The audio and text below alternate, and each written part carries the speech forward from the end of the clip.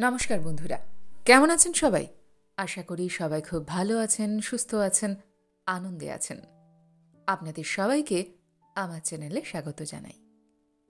আজ আমি আপনাদের পড়ে শোনাব বুদ্ধদেব গুহর লেখা গল্প ইছামতি।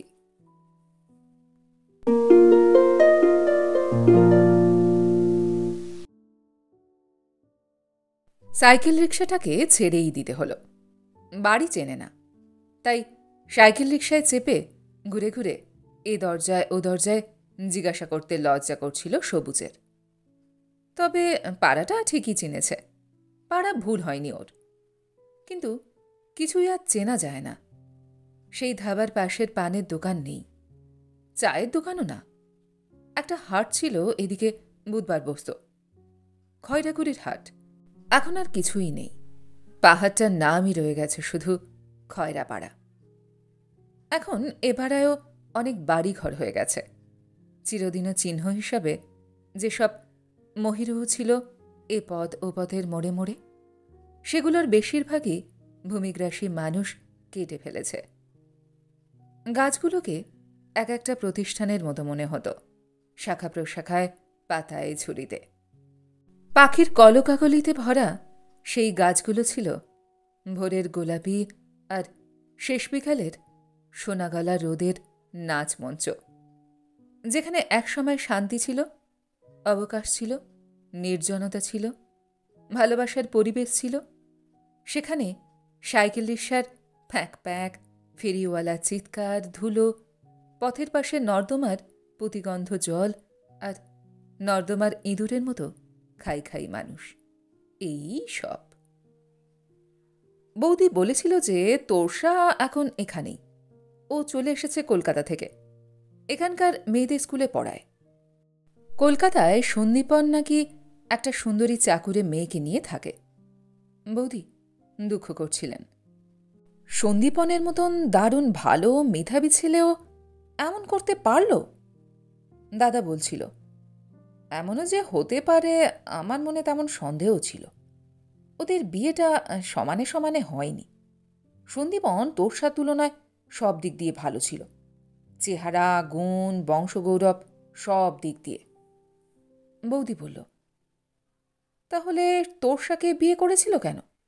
দাদা সিগারেটে এক টান দিয়ে বলল, অমন ভালোবাসা যৌবনে অনেক হয়, ওকে ভালোবাসা বলে না। তোমার আমার সম্পর্কটাও কি ভালোবাসার? তবে কিসের? বৌদির মুখ লাল হয়ে উঠল আমার সামনে। দাদা বলল, কিসের সে কথা এমপ্লিফায়ারে বলার নয়। বৌদি বলল, কি অসভ্য, দেখেছিস সবুজ? সবুজ হাসল। হঠাৎ দাদা বলল, রিনিও কি সবুজকে ভালোবাসেনি? সবুজের বিয়েও তো সম্বন্ধ করে হয়নি, তবে রিনি এমন করে কেন? ওর মুখের হাসি মিলিয়ে গিয়েছিল, ওর চোয়াল শক্ত হয়ে এলো। দাদা বৌদি বোঝে না, রিনিকেই দোষ দেয়। দোষটা যে আমারও। রিনিকে খারাপ বললে যে আমার লাগে, তা এরা কেউ বোঝে না। বৌদি বলল, অন্য কথা বলো, তোষার কথা হচ্ছিল, সবুজের কথা নয়। বৌদি ঠিকই বলেছিলেন, দিনে দিনে এলেই ভালো হতো। অন্ধকার হতে বেশি দেরি নেই, তার আগে বাড়ি চিনতে না পারলে মুশকিল। কতগুলো অল্পবয়সী ছেলে চৌরাস্তার মোড়ে দাঁড়িয়ে গল্প করছিল। ছেলেগুলোকে জিজ্ঞাসা করতে তারা বলল, আরও অনেক এগিয়ে যেতে হবে, বাঁদিকের রাস্তা দিয়ে সোজা চলে যান। ফাঁকায় গিয়ে পড়লে দেখবেন নদীর ধারে একটা পুরনো একতলা বাড়ি। ফাঁকায় এসে পড়ে ভালো লাগলো সবুজের। ভিড় ছাড়িয়ে 200-300 মিটার এসেই এমন জায়গা দেখবে ভাবতে পারিনি। তোরসাদের বাড়ির দিকটা যেন নির্জন শান্ত চরের মতন। পাশ দিয়েই বাঁক নিয়ে ব্যস্ত মানুষের জীবনযাত্রার কলকোলাহলের নদী উদ্বেল হয়ে বয়ে চলেছে। দূরে সত্যিই নদী তোরসা। নদী নয়, নদ। তোরসার নামেই নাম রেখেছিলেন তোরসার মা। শেষ বিকেলের ফিকে হলুদ আলোয় এসে কোনাকুনি পড়েছে ওদের এলা রঙের বাড়িটার উপর। কার্নিশের পাশে ঝুলে আছে বোগেনভলিয়া লতার বিষণ্ণ ফলসা রঙা ছায়া। এক সারি বক উড়ে চলেছে নদীর মাঝ বরাবর। ভ্যারান্ডার গাছ এখানে ওখানে, সজনে ঝিকা বেড়ার পাশে পাশে। জার্মান জঙ্গলের আর চোত্রাপাতার বনজ অসভ্য অসভ্য গন্ধ স্থির হয়ে আছে শীত শেষের স্তব্ধ পরিবেশে। ছোট্ট কাঠের গেট খুলে ভেতরে ঢুকল সবুজ। হাসনুহানার ঝোপ। দরজা খুলল একটি মেয়ে। রান্নাবান্না করে বোধ হয়। তোরসা আছে? নেই, বাজারে বেরিয়েছে। বাড়িতে কেউ নেই? না, ইছামতিও সঙ্গে গেছে। ইছামতিকে? দিদিমণির মেয়ে। ও, সবুজ বলল। তারপর বলল, আমি একটু বসব। বসুন বলেই মেয়েটি যেন দৌড়ে ভেতরে চলে গেল। বসবার ঘরের দেওয়ালে তোরসার মায়ের একটা বড় ফটো। সামনে একটা কাঁচ আলমারি, তাতে অনেক বইটই, অনেক ফটো, ছোট বড় ফ্রেমে। প্রান্ধকার ঘরে পিনপিন করে মশা ঢুকতে লাগল। মেয়ে একটু পর একটা লণ্ঠন হাতে করে ফিরে এলো। তারপর তাড়াতাড়ি ফিরে গেল লণ্ঠনটা বাইরের দরজার পাশের মেঝেতে নামিয়ে রেখে। কিছুক্ষণ একা একা বসে মশার কামড় খেল সবুজ। লণ্ঠনটা ঘরের অন্ধকারকে ঘন করে তুলল। মশার সংখ্যা যখন ক্রমশ বাড়তেই লাগল, তখন ও বাইরে এসে দাঁড়াল। বাইরে ততক্ষণে চাঁদ উঠেছে। আজ ত্রয়োদশী কি চতুর্দশী। চাঁদের আলোয় বাইরেটা ভারী সুন্দর দেখাচ্ছে। ছেলেবেলার অনেক কথা মনে পড়ে যেতে লাগল সবুজের। তোরসার ধারে ধারে মাছ ধরা, আব্বাসুদ্দিনের গান গাওয়া। এই তোরসার পাড়ের এক আমবাগানের পিকনিকেই তোরসার সঙ্গে প্রথম আলাপ হয়েছিল সবুজের। তোরসার নাম আর স্রোতের মতো ব্যক্তিত্ব প্রথম দর্শনেই ভাসিয়ে নিয়ে গিয়েছিল সবুজকে। নদীর ওপর দিয়ে মহাজনী নৌকা চলেছে গুণ টেনে। চাঁদের আলোয় সাদা পালগুলোকে দূর থেকে কেমন স্বপ্নময় মনে হচ্ছে। রাতচরা পাখি ডাকছে থেকে থেকে। অনেক দূর থেকে সাইকেল রিকশার প্যাক প্যাক ও ক্রিঙ্কিং শব্দ ভেসে আসছে। ঝিঝি ডাকছে জার্মান জঙ্গলের ঝোপঝাড় থেকে।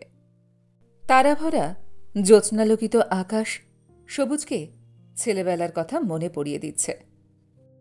পুবের খোলা মতো জায়গাটা থেকে শিয়াল ডেকে উঠল কয়েকবার। বাড়ির সামনের একফালি বাঁধানো জায়গাটায় দাঁড়িয়ে পাঞ্জাবির দু পকেটে দু হাত রেখে সামনে তাকিয়ে ভাবতে ভাবতে কত বছর পিছনে চলে গিয়েছিল সবুজ। নিজেকে ভুলে গিয়েছিল। ভুলে গিয়েছিল সেই সময়, সেই মুহূর্ত। হঠাৎ চমক ভাঙল একটা সাইকেল রিকশা থামার আওয়াজে। সাইকেল রিকশার আলোটা মুহূর্তের জন্য ও চোখ ধাঁধিয়ে দিল। সাইকেল রিকশা থেকে এক ভদ্রমহিলা নামলেন। তোরসা এক বছরে একটু মোটা হয়ে গিয়েছে বলে মনে হলো সবুজের, চাঁদের আলোতেও। তোরসা কি? সঙ্গে তো ইছামতি নেই। ভদ্রমহিলা এগিয়ে এসেই সবুজকে প্রান্ধকারে বাইরে দাঁড়িয়ে থাকতে দেখে চমকে উঠে মাথায় ঘোমটা তুলে দিয়ে বললেন, কে? কে ওখানে? রিকশাওয়ালা রিকশাটা ঘুরিয়ে নিতে নিতে থেমে গেল। তোরসার দিকে তাকিয়ে থাকল। অনেকদিন পর তোরসার গলার স্বর শুনতে পেয়ে বড় ভালো লাগল সবুজের। তোরসা আবার বলল, কে?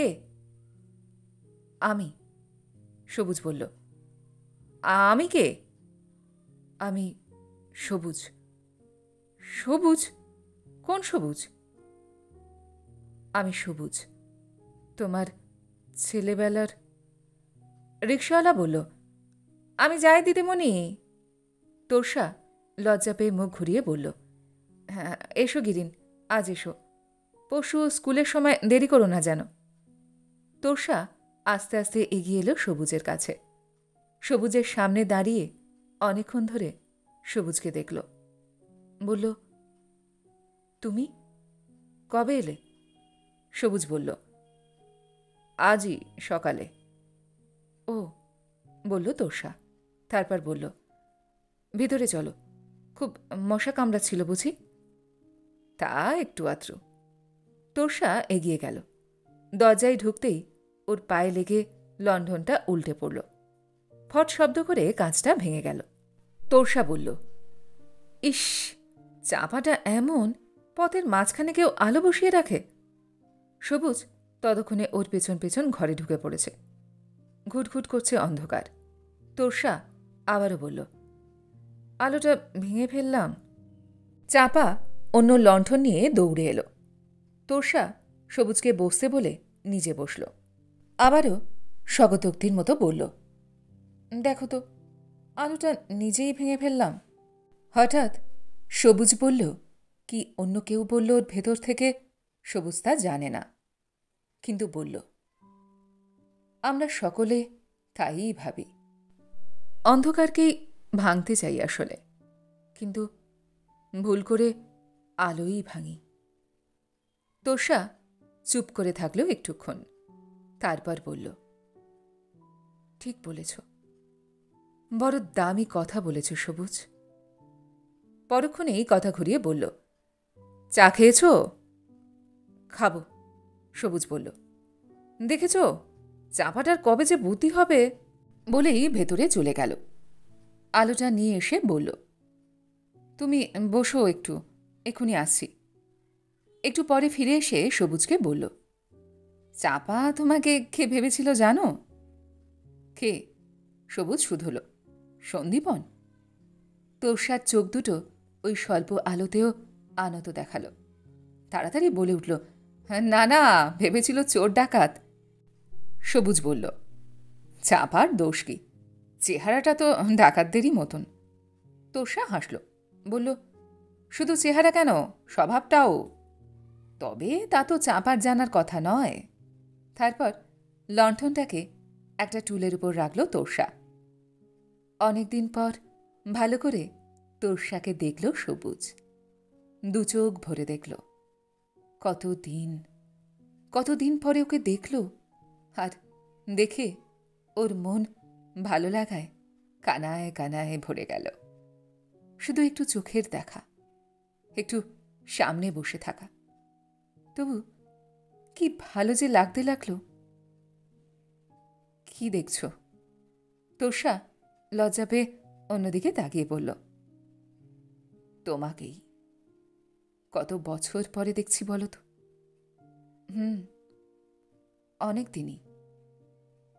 বলেই কি বলবে আর কথা খুঁজে পেল না, চুপ করে গেল। সবুজও। অনেকক্ষণ পর সবুজ বলল, ইছামতিকে কোথায় রেখে এলে? দেখতে পেলাম না। তোষা বলল, দেখবে, দেখার দিন কি ফুরিয়ে গেছে? বৌদি বলেছিলেন তুমি 1 মাসের ছুটি নিয়ে আসছ। সবুজ বলল, ইছামতি কোথায়? দিদি জামাইবাবু আটকে দিল, কাল স্কুল নেই ওর, তাই। তারপর বলল, তোমার কথা বলো। তোমার অন্যান্য সব খবর শুনেছি দাদা বৌদির কাছে, খুব খারাপ লাগলো শুনে। তোমাদের ডিভোর্স কি হয়ে গেছে? না, সবুজ বলল। ও দিচ্ছে না? না। তবে তুমি দিচ্ছ না? না, তাও নয়।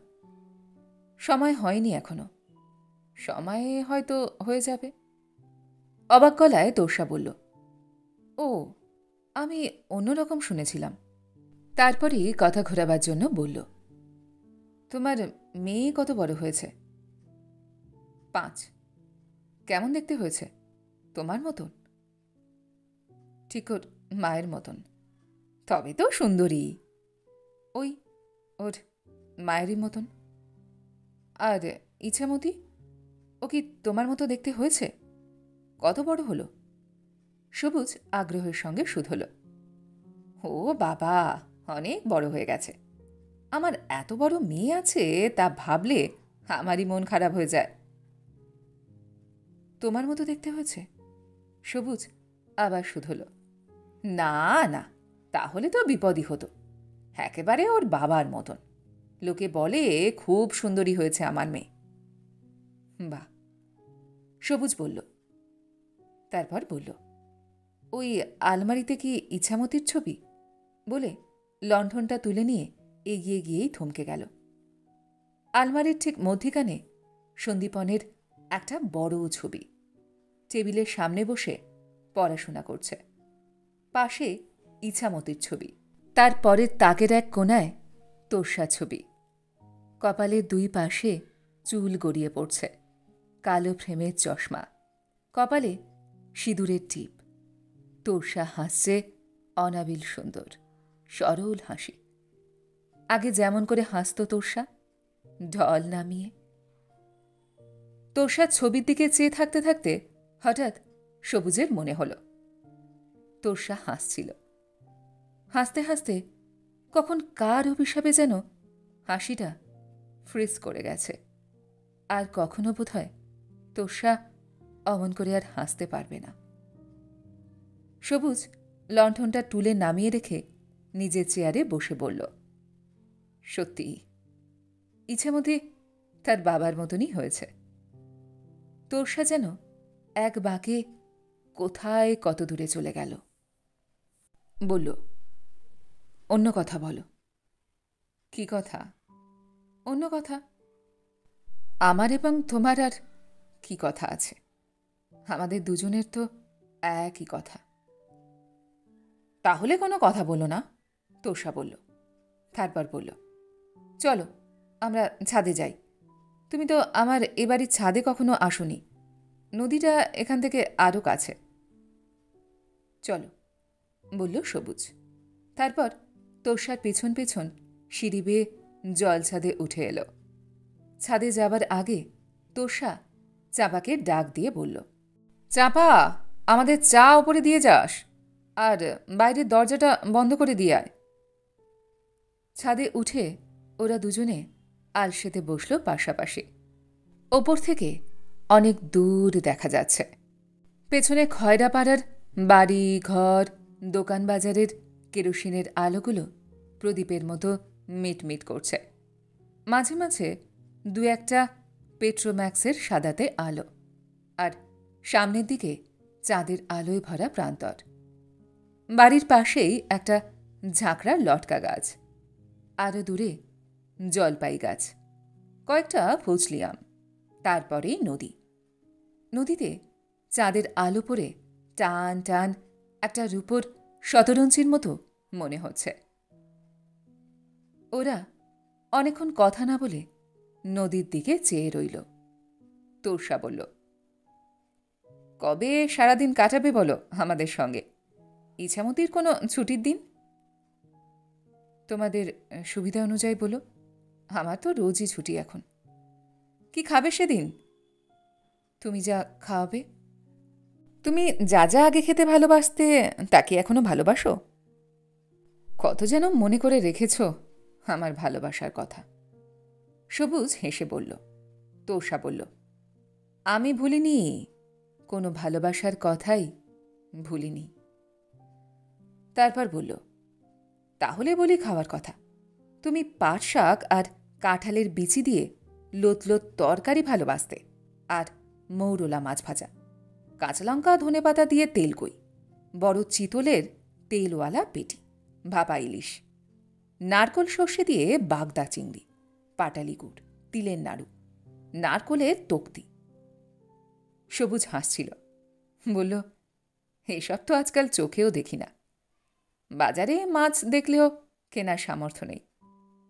তাই এসব বলে আর কষ্ট দিও না। তোর্সা বলল, এবার তুমি বলো তো দেখি, আমার কি প্রিয় ছিল, কেমন মনে আছে দেখি? সবুজ বলল, আছে আছে, আমারও মনে আছে। বলো তাহলে, মজা করে বলল তোর্সা। চাপা ডালপরিয়া চা ট্রেতে করে এনে আলসেতে রাখল। রেখে বলল, অন্ধকারে ছাদের আলসেতে বসতে নেই দিদিমণি, আমি এক্ষুনি মোড়া নিয়ে আসছি। তোর্সা বলল, এই বাবু আমার ছেলেবেলার বন্ধু রে, আমাদের বাড়ির লোকের মতো। এর সঙ্গে ভদ্রতা করিস না, আমরা বেশ আছি, তুই পালা। সবুজ বলল, তোমাদের পুরনো বাড়ির ছাদে দিনের পর দিন সঞ্জীব আর তোমার সঙ্গে আড্ডা মেরে কেটেছে। মনে পড়ে কি ভালোই না ছিল দিনগুলো। সঞ্জীব চলে গেছে আজ প্রায় 12 বছর হতে চলল না। কি করে যে দিন যায়। তোষা বলল, বিশ্বাস করো, দাদার কথা মনে হলেই তোমার কথা মনে হতো। তোমার আর দাদার সেই হরিসভার কদম গাছের তলায় দাঁড়ানো একটা ছবি আছে আমার শোবার ঘরে। তারপর বলল, সবুজ, পুরনো সব কথা বলে, দাদার কথা বলে তুমি আমার মন খারাপ করে দিও না এত দিন পরে এসে। তার চেয়ে কি বলছিলে বলো, আমার প্রিয় খাবারের কথা। বলবো? সবুজ ডালপুরি খেতে খেতে বলল, বলোই না, কেমন মনে আছে দেখি। 1 নম্বর বলেই সবুজ দুষ্টু দুষ্টু মুখ করে একটু চুপ করে থাকল। মনে আছে না ছাই? তোষা অভিমানের গলায় বলল, 1 নম্বর ভালোবাসা, চাল তামাখা, কাঁচা লঙ্কা, ধনেপাতা, নুন চিনি দিয়ে। ইস, আই আর বলো না প্লিজ, আমার জিভে জল ভরে এলো। সবুজ হাসছিল, বলল, 2 নম্বর পাকা জলপাই, পোড়া শুকনো লঙ্কার গুঁড়ো আর নুন দিয়ে মেখে। তারপর মায়ের তৈরি খেজুর পাটালির স্বর, থক থক পায়েস, শ্বেত পাথরের বাটিতে। 4 নম্বর মাসিমার হাতের ক্ষীরের পাটিসাপটা। আর তোষা হাসতে হাসতে সবুজের মুখে হাত চাপা দিয়ে থামিয়ে দিল সবুজকে। বলল, লক্ষ্মীটি, থামো থামো, আর বলো না। স্বীকার করছি যে তোমার সব মনে আছে। সবুজ না থেমে বলল, অন্য কথাও মনে আছে, অন্য সব কথা। তুমি যেদিন প্রথম আমার সঙ্গে দেখা করেছিলে দুপুরবেলায়, মনে আছে? আমার মনে আছে সেই শাড়ির রং। কত বছর আগে, তা 25 বছর হবে। আমার মনে আছে স্পষ্ট, কালো আর হলুদ ডুরে একটা ধনেখালি। তোমাকে কি সুন্দরী না দেখাচ্ছিল। হলুদ একটা ব্লাউজ পরেছিলে সেদিন। তোষা একথা শুনে কেমন যেন হয়ে গেল।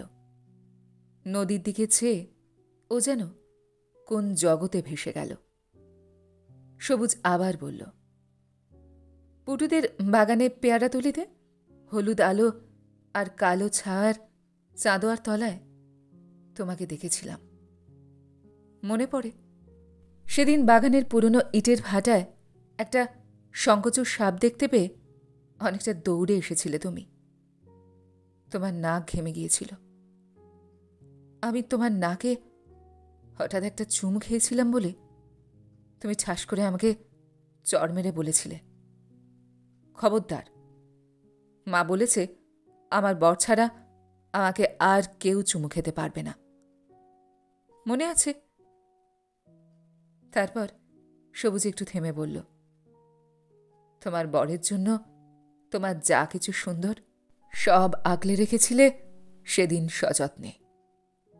সবুজ হাসতে হাসতে কথাগুলো বলছিল, কিন্তু তোষার নিভে যাওয়া মুখের দিকে চেয়ে হঠাৎ যেন থেমে গেল।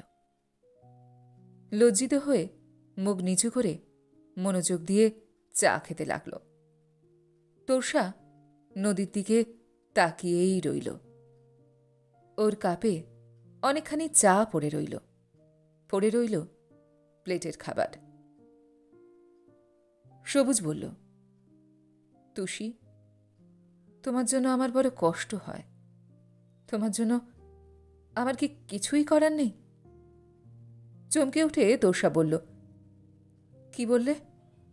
সবুজ আবার বলল, তোমার জন্য আমার খুব দুঃখ হয়।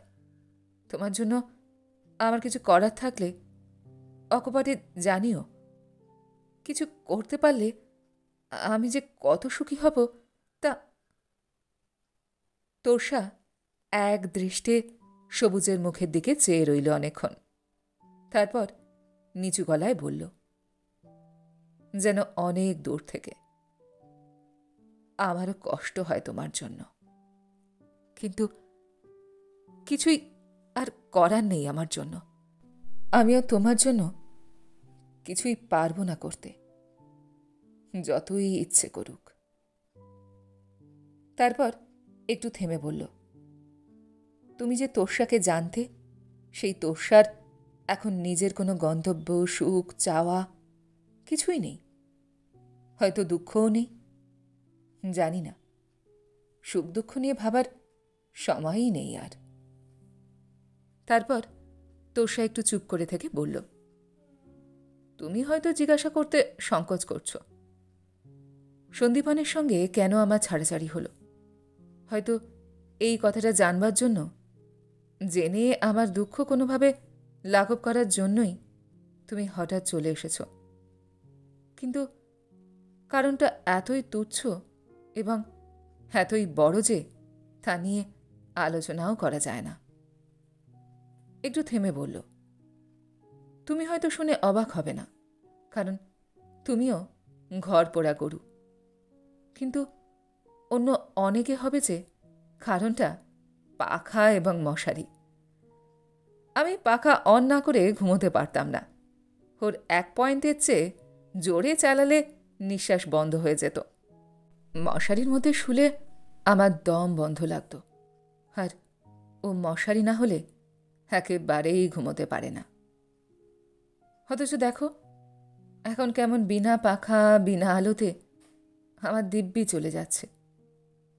তখন যদি জানতাম ওই সামান্য ব্যাপারটার পরিণতি এত বড়, তাহলে দুজনেই চেষ্টা করতাম আপ্রাণ।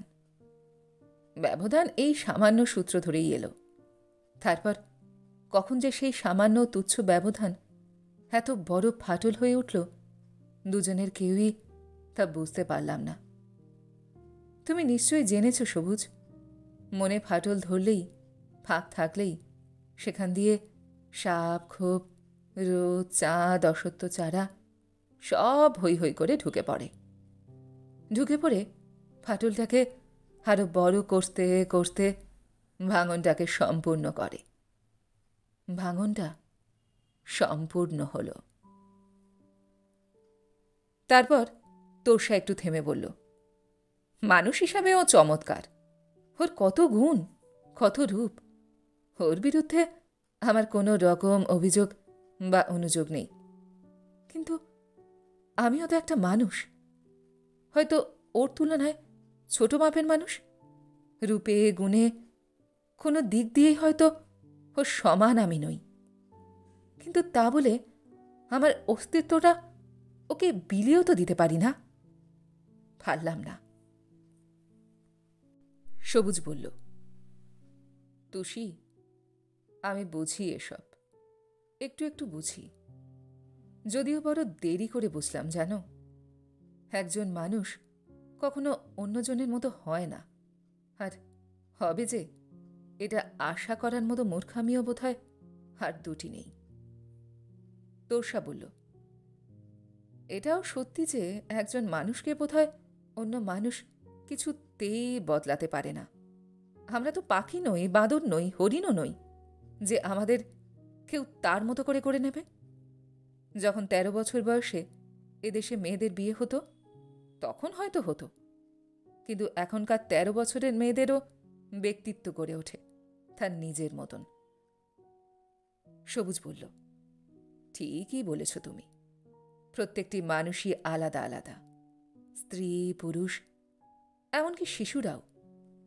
সময় বদলে গেল বড় হঠাৎ। তোমরা মেয়েরা এখন তোমাদের স্বতন্ত্র সত্তাকে পুরোপুরি আবিষ্কার করেছ। তোমাদের স্বাধীনতা, সমস্ত রকম স্বাধীনতা দাবি করছ। এই মনোভাবটা আমরা যে পিতৃতান্ত্রিক সমাজে মানুষ হয়েছি তাদের স্বাভাবিক বলে স্বীকার করতে পারিনি। আমি, তুমি, সন্দীপন, রেনি, আমাদের সকলের দুঃখের মূলে হয়তো এই পরিবর্তনশীল যুগটাই দায়ী। হতভাগা আমরা, এর জাঁতা কলে পড়ে গেছি। তোষা হাসল একটু, আলোচনার বিষয়টাকে লঘু করার জন্য। সবুজ আবার বলল, প্রত্যেক স্ত্রী পুরুষের স্নায়ুর, রুচির, শারীরিক খিদের, জীবনের প্রতি মনোভাবের প্রকৃতি এতই আলাদা আলাদা যে আমার মনে হয় এদেশেও ভবিষ্যতে আর বেশি ছেলেমেয়েরা বিয়ে করবে না। তারা দুজনে একসঙ্গে থাকবে যতদিন ভালো লাগে। অন্য দেশে যেমন বহুদিন হলো থাকছে, কোনো বাঁধন নেই, অঙ্গীকার নেই, বাধ্যবাধকতা নেই, দুজনেই মুক্ত থাকবে। মুক্তিই হবে তাদের জীবনের একমাত্র বন্ধন। এক নীড় পছন্দ না হলে সেই নীড় ছেড়ে অন্য নীড়ে উড়ে যাবে। আমরা আমাদের জীবন নিয়ে ছিনিমিনি খেলছি, কিন্তু আমার খুব আশা হয় যে আমাদের ছেলেমেয়েরা আমাদের চেয়ে অনেক বুদ্ধিমান হবে। একটুক্ষণ চুপ করে থেকে তোষা বলল, বুদ্ধিমান হবে কিনা জানি না, কিন্তু ওরা যেন স্বার্থপর হয়। ওরা যেন ওদের নিজের নিজের জীবনকে সবচেয়ে বেশি ভালোবাসে। লোকে কি বলল, সমাজ কি বলল, সেই শূন্য হাততালির লোভে ওরা নিজেদের যেন না ঠকায়। সবুজ বলল, মনে হয় সুদূর ভবিষ্যতে বিয়ে করার মতো ভুল খুব কম ব্যক্তিসম্পন্ন ছেলে মেয়েই করবে।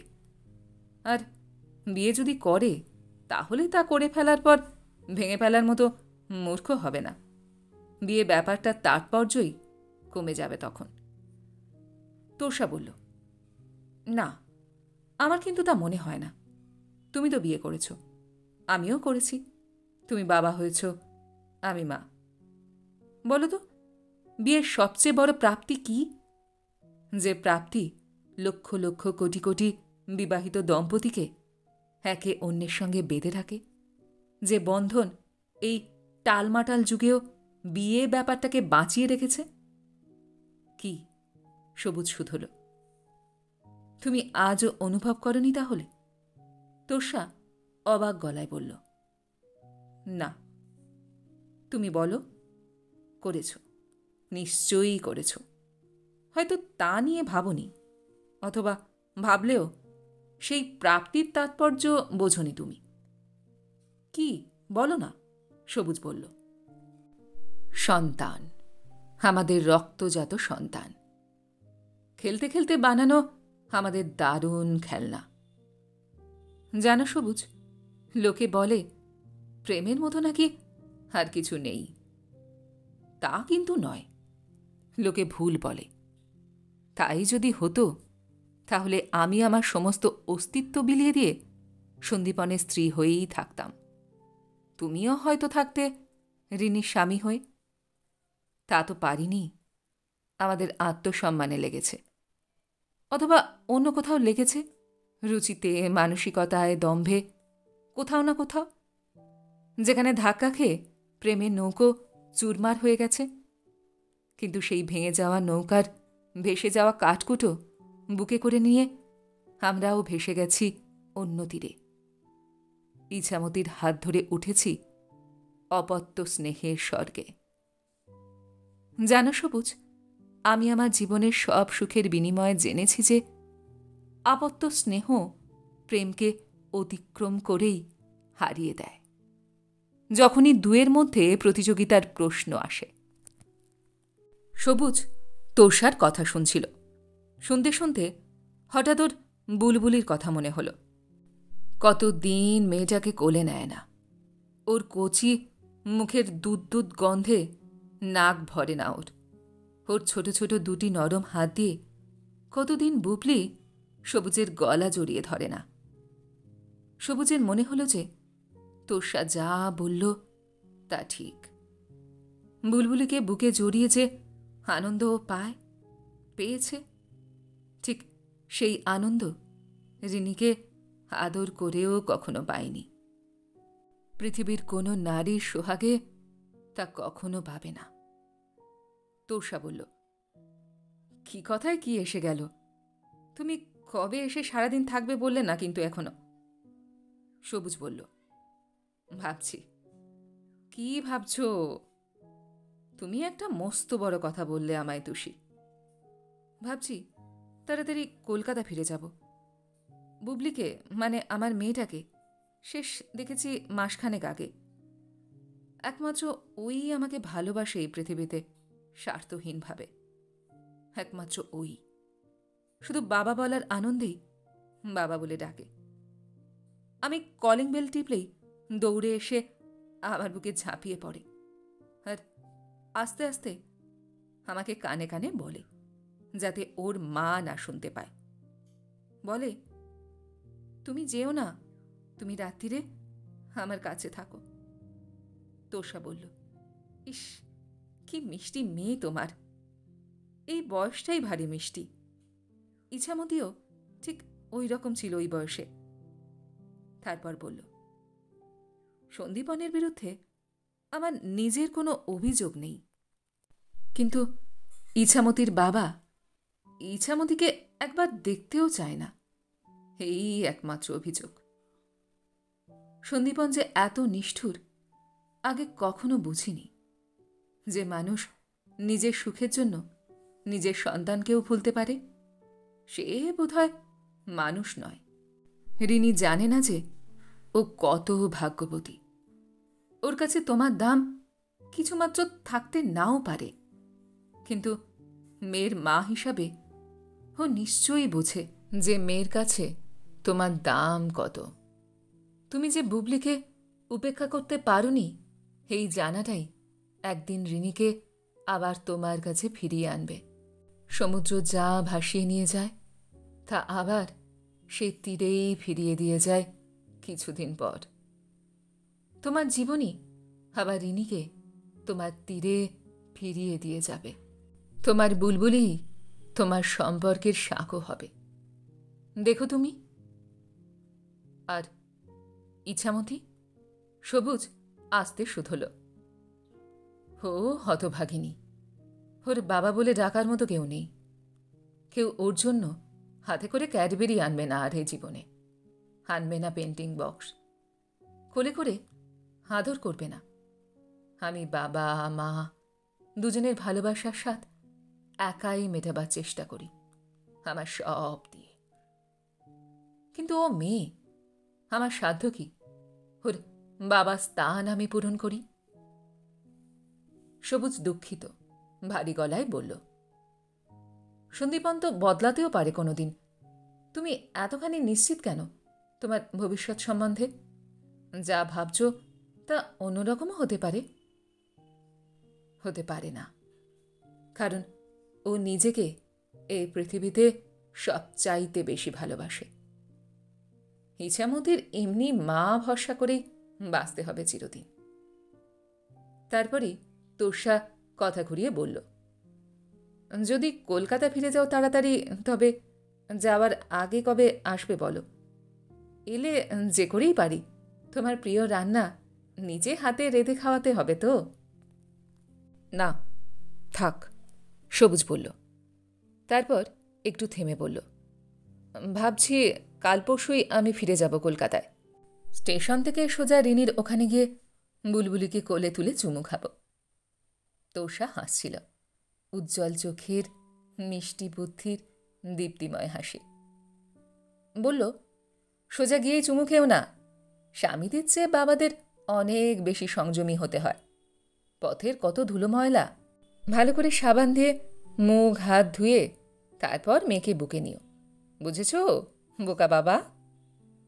ওরা দুজনে আবার চুপ করে রইল। সবুজ অন্যমনস্ক গলায় বলল, এবার উঠি। তোষা অন্যমনস্কর মতো বলল, এখনই উঠবে? যা রান্না হয়েছে আমার সঙ্গে দুমুঠো খেয়ে যাও না সবুজ। ইছামতির রান্নাও তো করে রেখেছে চাপা। আবার কবে আসবে, কবে দেখা হবে? এখন তো আমরা ভাঙা বাসার পাখি। সবুজ বলল, না, আজ থাক, দাদা বৌদি বসে থাকবে। রিনির সঙ্গে ওই ব্যাপারটার পর আদর যত্ন যেন দুগুণ বেড়ে গেছে বৌদির। এমন লজ্জা করে, অপমানও লাগে। সেই, তোষা বলল। তারপর আর বসার জন্য পিড়াপিড়ি না করে সবুজকে পথ দেখিয়ে সিঁড়ি দিয়ে নামতে লাগল। নিচে পৌঁছে হঠাৎ সবুজ বলে ফেলল, ঠিক বলল না, তবু বুক থেকে চাপা কথাটা ছিটকে এলো, তার চেয়ে তুমি চলে এসো কলকাতায়। বলেই লজ্জা পেল। এ কথাটাই বলবে বলে যে এখানে এসেছিল তুষিকে দেখার পর থেকেই যে বুকের মধ্যে কি করছিল সবুজের, তা সবুজই জানে। নিচু গলায় বলল, আমার সঙ্গেই থাকবে, আসবে? চিরদিনও থাকতে পারো ইছামতিকে নিয়েই। তারপর বলল, তুমি মুখে যাই বলো না কেন, তোমার নিশ্চয়ই একা লাগে, অসহায় লাগে। একা একজন মেয়ে কি এমন করে থাকতে পারে? কলকাতার কথা আলাদা, এখানকার মতো নির্জন নয় কলকাতা। একটু থেমে সবুজ ভীরু কিন্তু বড় আশার গলায় লজ্জার মাথা খেয়ে আবারও বলল, চলে এসো তুমি আমার কাছে। আবারও? তোষা দরজার খিল খুলতে খুলতে হাসল। তারপর বলল, না, আর নয়, একবারই যথেষ্ট। তারপর দরজাটা খুলে বলল, কাছে থাকার সুখ হয়তো অনেক, কিন্তু দুঃখ বড় কম নয়। বেশ আছি, স্বাধীন, সব দিক দিয়ে স্বাধীন। কাছে থাকতে থাকতেই বাধা পড়ে যায় মানুষ, এমনভাবে হাতে পায়ে দড়ি পড়ে যে সারা জীবন ছটফটিয়ে মরে, নিঃশ্বাস ফেলে, প্রশ্বাস নেয়, কিন্তু বাঁচে না। আর না সবুজ, বেশ আছি। একটু থেমে মুখ তুলে হাসতে হাসতে তোষা বলল, চাও তো ইছামতিকে নিয়ে তোমার কাছে দু একটা দিন কাটিয়ে আসতে পারি, বুলবুলিকেও দেখা হবে, কিন্তু বেশি দিন চিরদিন থাকতে বলো না। যাকে ভালোবাসি তাকে দূর থেকেই ভালোবাসা ভালো। ভালোবাসার জনকে জীবনে কখনো পেতে নেই সবুজ। একবার যে ভুল করেছি আর তা কোনো মতেই করতে চাই না। সবুজ দরজার খোলা পাল্লার উপরে রাখা তোষার বাঁ হাতে হাত রাখল। বাইরে জ্যোৎস্না গাঢ় হয়েছে। রাত বাড়ায় হাসনুহানার গন্ধে ম ম করছে চারিদিক। নদীর ওপরে রাতচরা পাখিটা এখনো একা একা ডাকছে। ওদের দুজনের বুকের মধ্যে নিরুচ্চার স্বরের মতোই সেই পাখিটার দুরাগত স্বরও বড় করুণ। তোষা সবুজের হাতটা আস্তে ডান হাত দিয়ে তার নিজের হাত থেকে সরিয়ে নিল। নিচু গলায় বলল, কি করছো? সবুজ বলল, কেউ তো কোথাও নেই তোমার বুকে এক মুহূর্তের জন্য। তোষা হাসল। কালো ফ্রেমের চশমা, সেই পুরনো মিষ্টি নিঃশব্দ হাসি। কপালের দুপাশে অঢেল চুলের ঢল নেমেছে। নদীতে জল চলেছে কলরলে। জলের শব্দ কানে এলো, পাখির ডানার জলজ গন্ধ নাকে এলো। পাখিটা আবার ডাকল। তোষা হাসল শব্দ করে। তারপর বলল, আমার বুক জুড়ে যে ইছামতি।